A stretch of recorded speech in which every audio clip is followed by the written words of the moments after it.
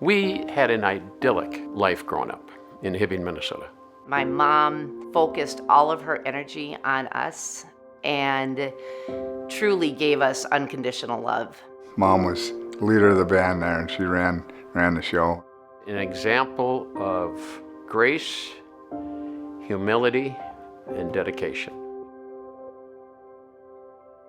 I remember driving in her red convertible and coming back to the cabin, and my mom telling me that I couldn't ride with her anymore. I remember sitting in that driveway and not sure what was happening or why. Probably seeing symptoms for 3 years. You could find ways to rationalize until it got to a point where you couldn't rationalize it anymore. They got my mom tested. We knew it was Alzheimer's, but hearing the words was certainly startling. I was told that Grandma has a disease. And so in my mind, that meant that she would go to the doctor and get better. And so it was very confusing for me. Why isn't there medicine for this or a surgery? What the future would hold was really, really scary. This is a disease that doesn't just affect the patients. It is a disease that affects family members, caregivers, so many people. That was very difficult. Watching it progress on my mother and watching it progress on my father as a caretaker. We would do what we could to spend time with them and to hopefully lift a little of Dad's burden. And so 7 kids, well, guess what? There's 7 days of the week. I remember my mom saying that she was going to be spending more time with Grandma and Grandpa and helping out. And my mom allowed us kids to be part of that. My brothers and sisters would come down and bring their kids down. They would have fear. They would be afraid of my mom. That was really, really hard. She was a loving, caring, involved, curious person. Just the depth of that emotion was starting to disappear.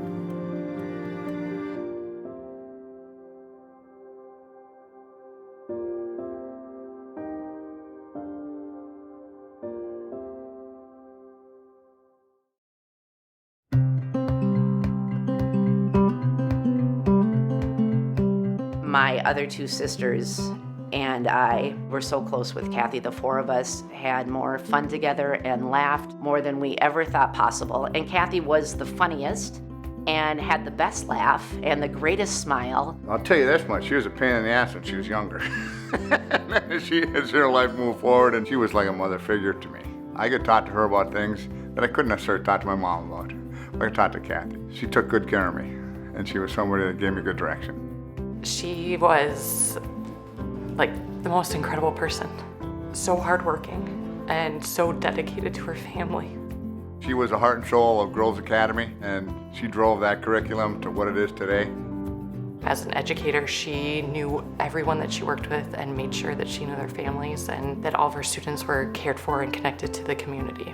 She did more for more people than probably the 6 remaining have done collectively. When my mom started showing some signs of forgetfulness, it felt like a gut punch.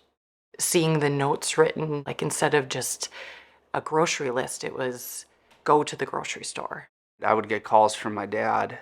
Oh, Joe, by the way, your mom put her purse in the freezer. That was funny. We had a good laugh about that. He wanted to pretend like everything was okay.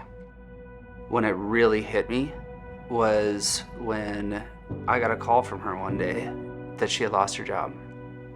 After 30 years, I was furious. And then when I learned more about it, that was really the event that started us down this path that Mom has Alzheimer's. I went with my mother to her doctor appointment with her neurologist, and Mom had taken a pen out and written down a bunch of things on her hand. The day of the week, the month of the year, the President of the United States, any little anecdote so they wouldn't actually diagnose her. She looked down at the type of medication that was prescribed, and I could just see it on her face. The same exact medication that they had put my grandmother on 20 years earlier, and she knew there was no stopping this. My dad's health significantly declined. You could just see the mental load, emotional load that it took on him. I always had to have my phone on me and just worrying of, is mom calling to tell me something happened with dad? Is dad calling to tell me something's happening with mom? Who's gonna call me if something's happening to both of them? She was a great grandmother. My daughter, who's now 7, was 2 at the time. My mom was fairly progressed in her disease, but there became a point in time where their cognitive abilities crossed in a way, and they became the best of friends. She has the biggest heart ever. There's this book and it was like, I See the Moon.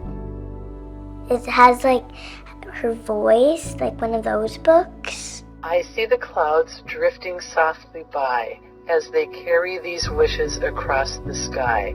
I hope they bring sweet dreams tonight to the precious ones I love.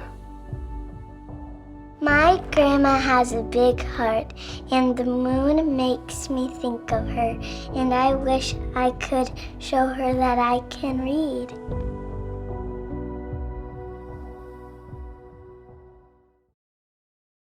The Alzheimer's gene is sitting heavy on our shoulders. Most likely I will get it, and I don't want to hide it. My oldest daughter is 6, and she will have some deep conversations with me at night. I bet you miss Grammy, don't you?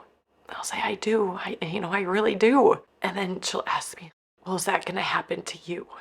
And having to explain that to a 6-year-old and explain my feelings around it are really challenging.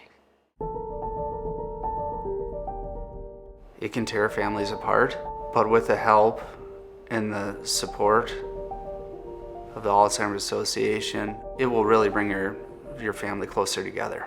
The association is really part of our family. These are my people. They understand. I want to be involved in any way, in every way that I can. Building that bigger community to ensure that others have resources available to them and that we are sticking together to fight this disease. Every ounce of good news you hear about it, you think, okay, in 1 year, where are we going to be? In 5 years, where are we going to be? And now there are some glimpses of things that we can be hopeful about. The early detection, all the testing that's being done, I'm really hopeful that this is making headway, that we will see a brighter future for all of us.